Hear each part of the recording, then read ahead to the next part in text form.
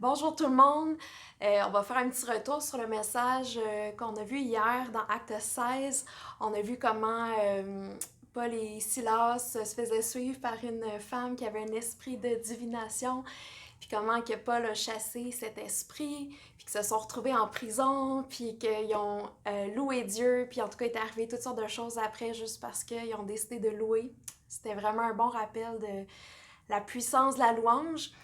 Euh, je pense qu'il y avait juste une petite chose qui me touchait dans ce passage-là, une symbolique que je trouve intéressante. C'était juste le fait que, tu sais, les pieds de Paul et Silas étaient dans des blocs de bois. Mhm, Puis souvent, les pieds dans la Bible, c'est un symbole de, tu sais, d'annoncer la bonne nouvelle. mhm, Tu sais, à cause, bien sûr, le verset qui dit qu'ils sont beaux les pieds de ceux qui annoncent la bonne nouvelle. Puis mhm. dans l'armure du chrétien aussi, là, je pense que ça dit revêtez-vous du zèle que donne Ouais, l'Évangile, là. En tout c'est cas, les ça. chaussures. Ouais. Puis je trouvais ça spécial comme symbole de dire que c'est leurs pieds qui sont comme contraints dans Mhm, des boîtes de bois, comme mhm. si la société ou même l'ennemi veut les empêcher d'annoncer la bonne nouvelle, mais que même malgré ça, même s'ils sont en prison, ben, ils trouvent le moyen quand même de briller pour Jésus, puis finalement, il y a quand même des gens qui viennent à Christ à travers leurs témoignages, puis tout ça, puis ça me faisait juste penser, je sais que des fois, il y a des gens qui disent ah, c'est difficile pour moi de témoigner au travail parce que, mettons, j'ai pas le droit, parce que je suis en intervention, parce que je travaille avec des enfants comme prof ou quelque chose. Puis, euh, d'un point de vue éthique, ils peuvent pas annoncer la bonne nouvelle puis parler de Jésus ouvertement. Mais je me disais, c'est un bel encouragement, tu sais, que la lumière de Jésus peut percer quand même dans n'importe quel milieu, même si il y a des règles qui font Oui. que dans la société, en tout cas, c'est pas accepté, mettons, d'en parler. Il y a toujours moyen quand même de... C'est ça, de répandre le parfum de Jésus partout où on Oui, va, puis... oui, oui. C'est ouais. un très bon point. Je parlais avec un juif messianique la semaine passée. Mhm.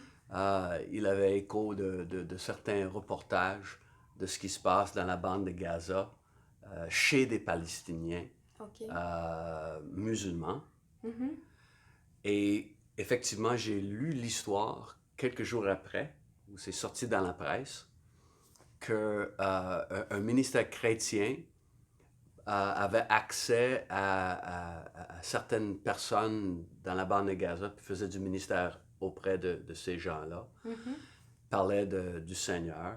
Et lorsque ils ont demandé à ces gens-là euh, s'ils voulaient bien demander à Dieu de leur révéler, et tous les hommes à qui ils avaient dit ça ont eu le même rêve où Ah Jésus oui. leur a paru. Ça, c'est Wow. juste il y a comme une semaine OK. ou 10 jours. Euh, donc voilà, Ouais. là où la loi empêche que Oui, l'évangile soit prêché, difficile d'empêcher c'est ça. quelqu'un de C'est ça. recevoir une révélation directe Mm. de Wow. Jésus. Donc, ouais, c'est Ah ben, super. ouais, c'est le fun quand Jésus se révèle comme ça avec des rêves là, c'est tellement spécial. Oui, Ouais. oui. Euh, je voulais mentionner par rapport à cette fille euh, que les versions plus anciennes, comme j'ai mentionné hier, vont dire qu'elle était possédée d'un esprit de python. Mhm. Et la raison pour laquelle beaucoup de versions disent un esprit de divination, c'est que ça avait un rapport direct avec cette histoire dans la mythologie grecque, Apollon, qui va tuer un dragon, un serpent.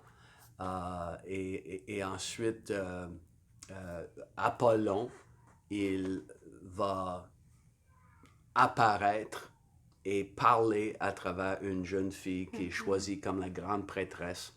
Dans chaque génération, il y a une fille qui est choisie comme ça. Et ça faisait des siècles et des siècles que c'était ainsi.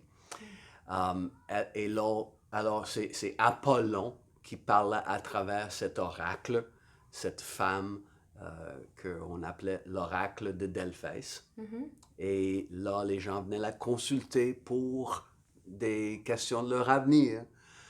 C'était très lucratif, comme on a vu hier. Et dans le monde charismatique, par exemple, souvent on voit des gens qui vont prendre ce verset Ouais. et ils vont parler de comment on doit faire attention à un esprit de Python, comme si c'était un esprit qui allait venir nous étrangler, nous étouffer. Et on donne souvent plusieurs traits de caractère de c'est quoi un Python et comment on peut reconnaître qu'il y a un esprit de Python qui nous attaque ou qui attaque l'Église.